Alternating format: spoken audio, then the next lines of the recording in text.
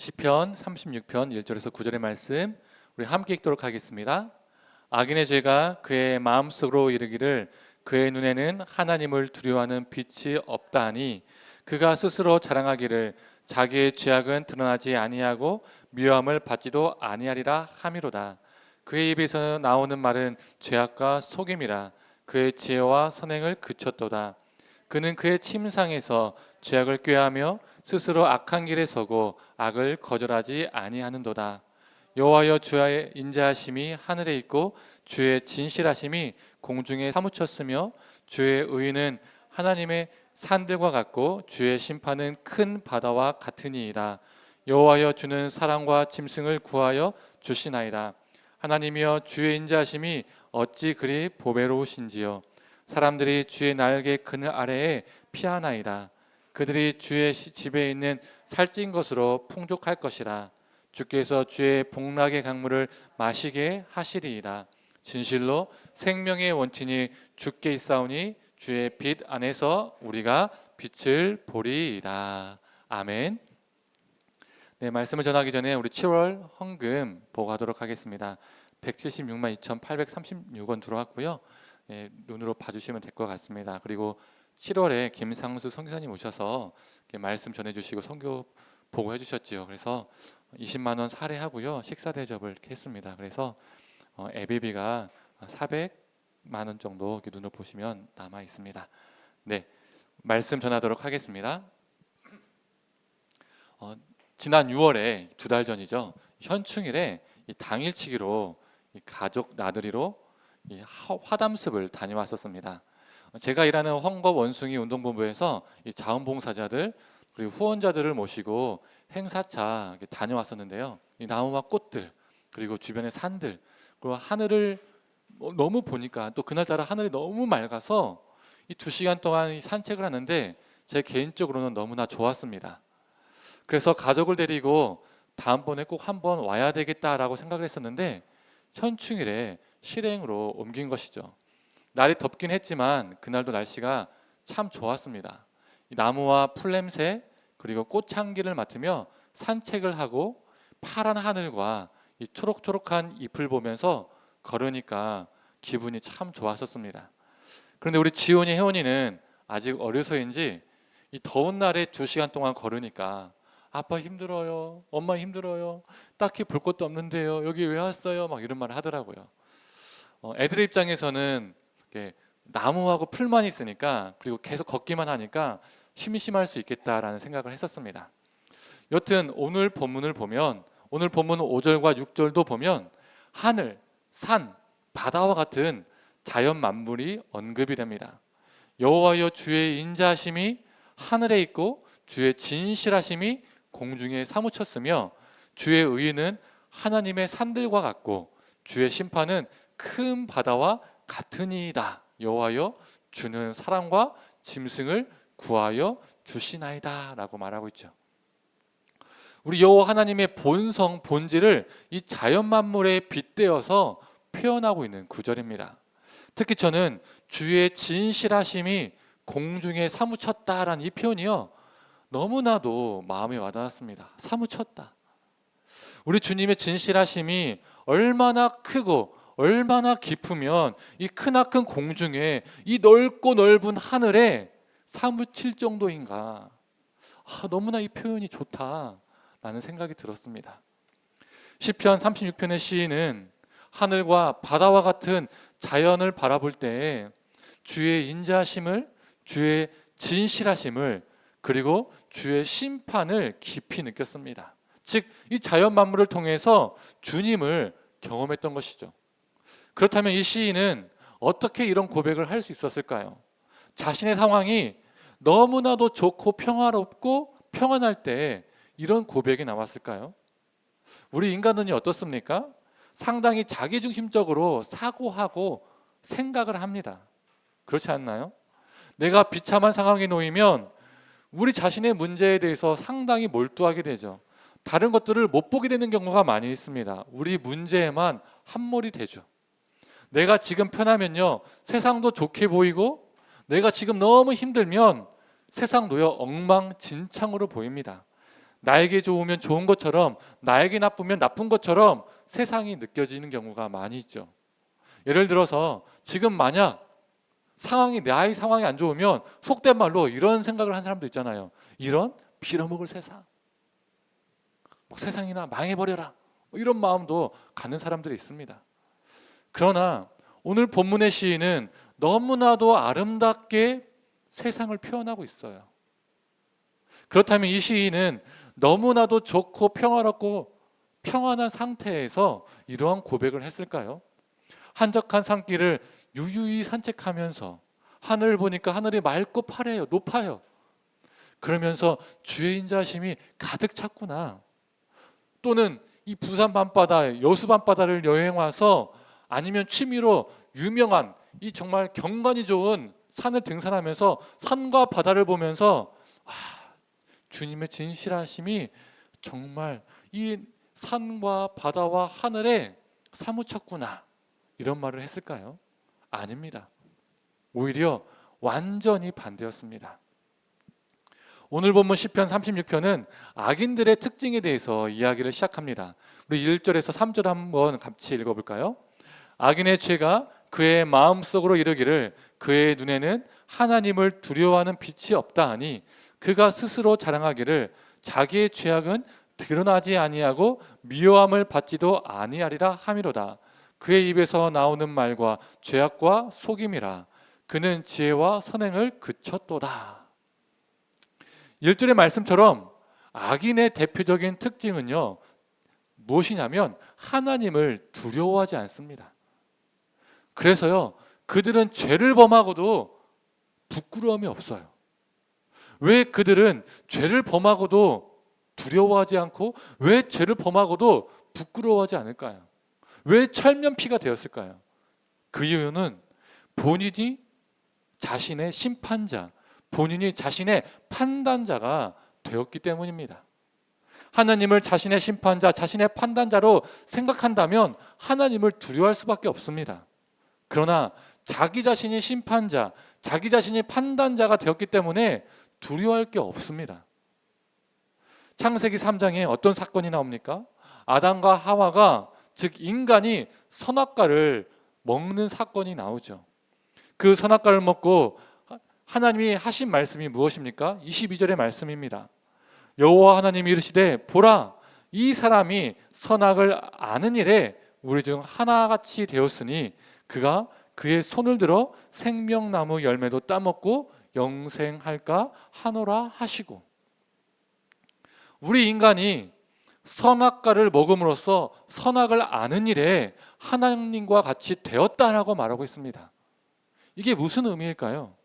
우리 인간이 하나님처럼 선을 다 알게 되고 우리 인간이 하나님처럼 악을 다 알게 되었다는 것은 무슨 의미일까요? 만약 우리 인간이 하나님처럼 선과 악을 다 알게 되었다는 것은요, 좋은 거 아닙니까? 우리 믿는 자들이 인생을 살아가면서 어려운 점이 무엇이죠? 어떤 순간에는 이것이 하나님께서 기뻐하시는 일이신지, 또는 반대로 이것이 하나님께서 기뻐하지 않으시는 일인지 우리가 헷갈릴 때가 있단 말이에요. 그런데 하나님처럼 선과 악을 다 안다면 이건 너무나 좋은 일이잖아요. 선을 다 하니까 하나님이 기뻐하시는 일만 골라서 하면 되고요, 악도 다 아니까 하나님이 싫어하시는 일은요, 골라서 안 하면 됩니다. 그래서 하나님처럼 무엇이 선이고 무엇이 악인지 확실하게 알게 된다면 오히려 우리에게 좋은 거잖아요. 그렇지 않나요? 그런데 실제로는 우리는 여전히 선과 악에 대해서 모를 때가 참 많이 있습니다. 이게 하나님이 기뻐하시는 것인지 그렇지 않은 것인지 헷갈릴 때가 있어요. 어떤 것은 확실하게 알 때가 있지만 어떤 것은요, 헷갈릴 때가 있단 말이에요. 모호할 때가 있다는 말이에요. 그런데 성경은 인간이 선악과를 먹음으로써 하나님과 같이 선악을 알게 되었다라고 말하고 있습니다. 이게 무슨 의미일까요? 이 뜻은 우리 인간이 선악을 다 알게 되었다는 의미가 아니라 우리 인간이 하나님의 판단과 상관없이 무엇이 선이고 무엇이 악인지 스스로 판단하는 존재가 되었다라는 겁니다. 우리 하나님은 본래 우리 인간이 하나님을 통해서 선과 악을 판단하기를 원하셨습니다. 즉 선악의 판단 기준이 누굽니까? 선악의 판단 기준이 우리 하나님이라는 의미입니다. 그런데 선악을 판단하는 그 일, 오직 하나님만이 하실 수 있는 그 고유한 영역을, 그 일을 인간이 훔치고 와서 가지고 와서 스스로 이건 선이야, 스스로 이건 악이야, 스스로 판단하는 존재가 되었다는 겁니다. 그 대표적인 인물이 누구입니까? 조금 전에 읽었던 창세기 3장의 바로 뒷장, 창세기 4장에 나오는 가인과 라멕이죠. 하나님께서 자신의 제사를 받지 않으셨다고 가인이 자신의 동생을 죽입니다. 왜 하나님께서 자신의 제사를 받지 않으셨는지 이것에 대해서 숙고하지 않아요. 돌이키지 않고 돌아보지 않습니다. 자신이 스스로 심판자가 되어서 자신의 동생을 심판한 겁니다. 죽인 것이죠. 라멕은 어떻습니까? 소년이 자신에게 작은 상처를 입혔다고 그 소년을 죽입니다. 그리고 자신은 정당방위였다라고요 스스로 주장합니다. 소년을 죽여놓고도 자신의 행위에 대해서 하나님이 어떻게 판단할 것인지 전혀 고민하지 않아요. 두려움이 없습니다. 왜요? 자신 스스로가 판단자가 되었기 때문입니다.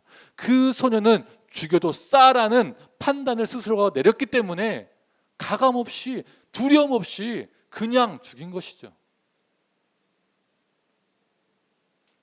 스스로 판단자가 되었다는 것을 아주 적확하게 그리고 정확하게 말해주는 성경 구절이 있죠.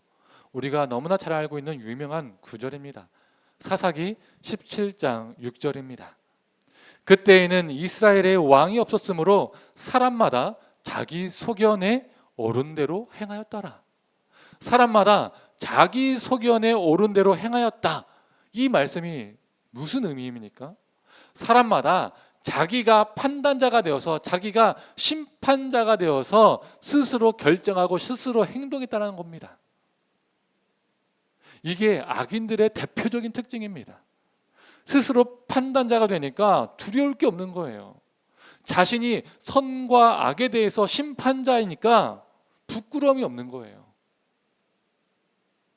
우리 뉴스 기사 등을 보면, TV 등을 보면 정말 말도 안 되는 범죄를 행하고도, 정말 말도 안 되는 사건을 행하고도 아무렇지도 않게 행동하는 사람들이 있잖아요. 특히 정치인들, 유정자들, 법조인들 정말 심하죠. 자신들이 판단자가 되고 자신들이 심판자가 되니까 그 악한 일을 해놓고도요 어떻습니까? 부끄럽지 않는 거예요. 떳떳한 거예요. 뻔뻔한 거죠. 그리고 오늘 본문을 보면 악인들의 두 번째 특징이 있습니다. 우리 4절을 한번 같이 읽어볼까요?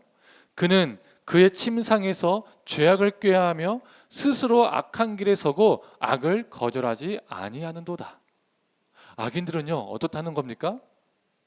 침상에서조차도 죄악을 꾀한다라고 말하고 있어요. 잠잘 시간에도요 잠자지 않고요 악을 구상합니다. 이처럼 악인들의 특징은요 정말 성실해요. 성실합니다. 세상은요 악한 사람들보다 착한 사람들이 더 많아요. 그런데 왜 세상이 악한 사람들로 득실득실한 것처럼 우리가 느끼는 걸까요? 악인들은요 정말 그 악에 대해서 신실하고 성실하고 치밀하고 치열합니다. 어떻게 하면 법망을 피하면서 보다 많은 이익을 취할 수 있을까? 어떻게 하면 보다 많은 것을 다른 사람들로부터 갈취할 수 있을까? 얻어낼 수 있을까? 이런 악한 지혜를요 엄청나게 짜냅니다. 잠을 안 자면서까지 짜낸다는 거예요. 이렇게까지 악한 일에 신실하니까, 성실하니까 이 세상에 착한 사람들이 훨씬 많아도 사람들이 체감하기에는 이 땅에 나쁜 놈들이, 악한 사람들이 더 많게, 정말 많이 있는 것처럼 느껴지는 거죠. 이처럼 악인은 스스로 판단자가 되어서 악을 행하는 데 부끄러움이 없고 두려움이 없습니다. 또한 그 악을 행하는 데 있어서 정말 성실하고 신실합니다. 오늘 시편을 보면 이 시편의 시인의 삶 속에서는 이런 악인들이 득실득실했던 것 같습니다. 주변에 악인들이 너무나 많았어요. 그런데요, 성도님들, 오늘 시편 36편을 보시면 누구의 시라고 되어 있나요? 표제를 보시면 바로 다윗의 시라고 되어 있습니다. 다윗의 주변에는 정말 악인들이 많이 있었습니다. 그 대표적인 인물이 누구입니까? 다윗의 장인 사울왕, 그리고 다윗의 아들 압살롬이 있었죠. 정말 그 밖에도 많이 있었어요. 이 중에서 사울만 얘기해도 어떻습니까? 사울은 오늘 본문에 나오는 그 딱 악한 사람의 특징을 다 가지고 있습니다. 하나님께서 사무엘을 통해서 왕으로 그를 이스라엘 왕으로 삼으셨습니다. 이걸 다윗을 왕으로 삼으셨다는 거예요. 사무엘을 통해서. 이걸 사울이 몰랐을까요? 알았습니다. 사울의 아들 요나단도 하나님께서 왕자인 자신을 선택한 것이 아니라 다윗을 왕으로 선택하셨다는 것을 알았어요. 요나단은 자신은 왕자였지만 하나님의 이 판단하심을 받아들이고 다윗의 동역자가 되었습니다. 그런데 사울은 어떻게 했습니까? 하나님의 판단을 받아들일 수 없었습니다. 자신을 향한 하나님의 심판을요 받아들일 수 없었어요. 그래서 자신이 판단자와 자신이 심판자가 된 겁니다. 자신의 왕권 누구에게 이양이 돼야 합니까? 이 강력한 권력, 달콤한 이 왕권 누가 가져야 합니까? 자신의 아들 요나단과 사울의 핏줄, 자신의 핏줄이 대대손손 가져야 했습니다. 그래서 사울은 하나님의 판단하심을 무시하고 거스르고 자신 스스로가 판단자가 되어서 자신의 왕권을 지키려고 했습니다. 또한 그가 왕으로 있는 동안 한 일이 무엇입니까? 그 권력을 지키기 위해서 수많은 사람들을 죽이는데 열심을 다해서 살았습니다. 제사장도 죽였습니다. 수많은 희생을 낳았죠. 그가 왕으로 있는 동안 정말 악에 대해서 신실했어요. 악에 대해서 너무나도 성실했습니다. 이런 악인인 사울의 핍박 속에서 다윗은 정말 길고도 거친 세월을 보내야 했습니다. 굶주리고 배고프고 쫓기고 여러 번의 죽을 고비를 넘겼습니다. 어느 누구보다 정말 인생의 밑바닥을요 여러 번 쳤죠. 그래서 다윗의 시를 보면 이 탄식이 넘쳐납니다. 절규가 넘쳐나요. 하나님께 따지는 듯한 그 뉘앙스의 말들이요 너무나 많아요. 막 탄식을 하는 거죠. 그러면 자신의 상황을 보면서 이 세상을 보면서 이 빌어먹을 세상, 이 망할 놈의 세상, 이렇게 세상을 부정적으로 어둡게 바라볼 수도 있었습니다. 그러나 다윗은 하늘을 보며 산들을 보며 하나님께서 지으신 이 창조 세계를 보며 주님을 찬양합니다. 그리고 연이어서 이렇게 고백합니다. 7절과 8절의 말씀입니다. 하나님이여 주의 인자심이 어찌 그리 보배로우신지요. 사람들이 주의 날개의 그늘 아래에 피하나이다. 그들이 주의 집에 있는 살찐 것으로 풍족할 것이라. 주께서 주의 복락의 강물을 마시게 하시리이다. 다윗은 고난 가운데 있을 때 주님의 날개 아래로 피해 숨었습니다. 그리고 주님은 그가 굶주렸을 때 그를 먹이셨습니다. 주의 날개 그늘 아래로 숨었다는 것은 무슨 의미일까요? 정말 눈에 보이는 주님의 날개가 촥 하고 펼쳐져 가지고 다윗을 이렇게 보호하셨던 걸까요? 보호막처럼. 이 마블 캐릭터에 팔콘이라는 히어로가 있잖아요. 이 팔콘이라는 히어로가 어떻습니까? 날개로 자신의 몸을 덮어서 적의 공격을 막습니다. 이런 날개일까요? 아니겠죠. 하나님께서 다윗에게 사람을 보내주시고 붙여주셨습니다. 매 순간마다 그에게 피할 날개가 되어줄 사람들을 붙여주셨다는 거예요. 보내주셨다는 거예요. 또 그 양식을 줄 수 있는 사람들을 보내주셨다는 겁니다. 그 대표적인 인물이 후세와 바르실레죠. 하나님은 그들을 통해서 다윗의 생명을 지키시고 그를 먹이셨습니다. 성도님들, 우리도 이러한 경험들이 크거나 작게 다 있지 않습니까?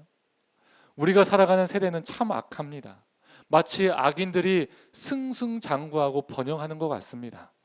때로는 악인이 선인처럼 알려지고 반대로 정말 착한 사람들이 선인들이 악인처럼 취급받을 때도 있습니다.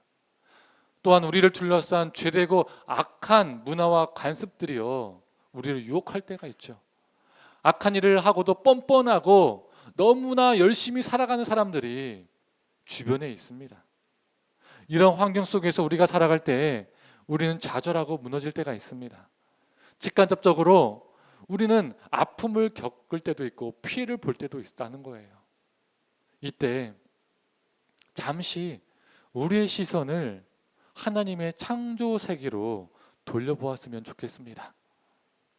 왜 다윗은 자신의 절망 속에서 하늘과 산 그리고 바다와 같은 하나님의 창조 세계를 바라보았을까요?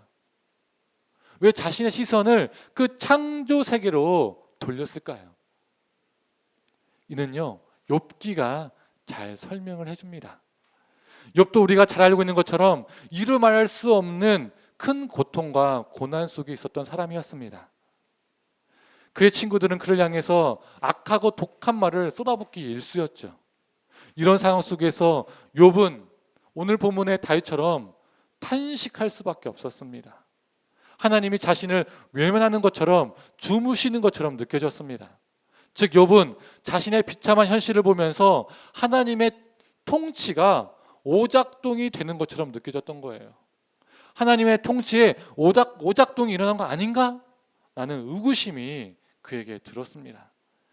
그래서 하나님에게 하나님 제게 왜 이러십니까? 왜 제게 이런 고통을 주십니까? 라는 탄식을 연이어 말합니다. 그때 하나님께서 등장하셔서 어떤 말씀을 하셨을까요? 욥기 38장에서 41장까지 정말 길게 하나님께서 창조 세계에 대해서 욥에게 이야기를 하십니다. 좀 의아하고 엉뚱한 대답이죠. 욥은 하나님 왜 제게 이런 고통이 있습니까? 왜 하나님 아무런 움직임이 없으십니까? 하나님의 이 통치가 오작동이 일어난 것이 아닙니까? 라고 절규를 하는데 하나님이 갑자기 창조 세계 이야기를 하세요. 고통 때문에 절규하는 욥에게 왜 하나님은 창조 세계를 이야기하셨을까요? 하나님은 욥에게 나의 세계 통치는 지금 전혀 문제가 없다라는 것을 이야기하시는 거예요. 모든 자연 만물이 모든 피조 세계가 여전히 내 통치 안에서 잘 돌아가고 있다라고 답변하고 계시는 거예요. 욥아, 너는 지금 내 통치가 오작동이 일어났다라고 생각하는데 아니다. 나의 통치는 여전히 잘 돌아가고 있다. 이 창조 세계를 보아라. 잘 돌아가고 있지 않느냐? 라고 말씀하시는 겁니다. 우리가 살아가는 세상도 보면 악인들이 스스로 판단자가 되어서 뻔뻔하게 악을 행하고 악이 세상에 만연하고 번영하는 것 같아서 마치 하나님이 주무시고 있는 것처럼 느껴질 때가 있지만 그게 아니라는 겁니다.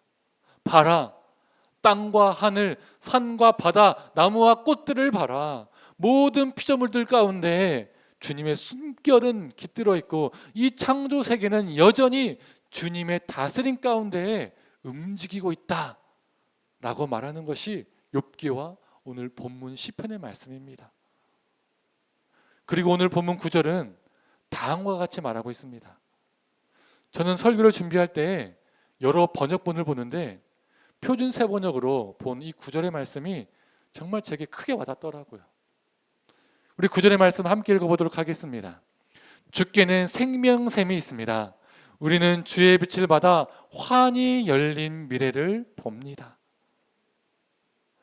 스스로 판단자가 되어버린 사울의 핍박 속에서도 하나님을 두려워하지 않은 압살롬의 반역 속에서도 악에 대해서 너무나도 성실한 수많은 사람들의 환경 속에서도 다윗은 주님의 빛을 받아서 환히 열린 미래를 봤습니다. 성도님들, 우리도 마찬가지입니다. 악인이 스스로 판단자가 되어서 부끄러움이 없는 세상, 하나님을 두려워하지 않는 세상, 그리고 악에 대해서 너무나도 성실한 세상 속에서 우리는 살고 있습니다. 이 시대를 보면요, 마음이 암울해집니다. 컴컴해지는 거죠. 그러나 이런 악한 상황에 매몰되지 않고 우리 시선을 창조 세계에 깃든 주님에게 돌리기를 소망합니다. 이 세상과 모든 만물에 깃든 주님의 인자하심, 주님의 진실하심, 주님의 신실하심, 공의로우심, 이러한 우리 주님의 본성을 우리가 그 절망의 순간에도, 캄캄한 순간에도 발견할 수 있다면 우리는 이 악한 시대 속에서도 빛을 잃지 않을 것입니다. 어두움을 뛰어넘어서 그 너머에 있는 주님이 주시는 소망과 희망, 그 미래를 볼 수 있을 겁니다. 이 구절의 이 귀한 은혜가 우리 삶 가운데 넘쳐나기를 간절히 소망합니다. 이제 말씀을 정리하겠습니다. 9절 후반부를 다시 한번 같이 읽어보았으면 좋겠습니다. 한번 같이 읽어볼까요? 우리는 주의 빛을 받아 환히 열린 미래를 봅니다. 여기서 우리가 주목할 문구는 주의 빛을 받아입니다. 주의 빛을 받아. 우리가 스스로 빛을 내어서 환한 미래가 보이는 것이 아닙니다. 우리가 주님의 빛을 받아서 환히 열린 미래가 보이게 되는 겁니다. 보게 되는 거죠. 우리가 주님의 빛을 받는다는 거예요. 이게 중요한 겁니다. 마치 우리 주님은 태양과 같은 발원체와 같고 우리는 그 빛을 받는 달과 같은 거예요. 우리는 주님의 빛을 받아서 빛을 내는 존재입니다.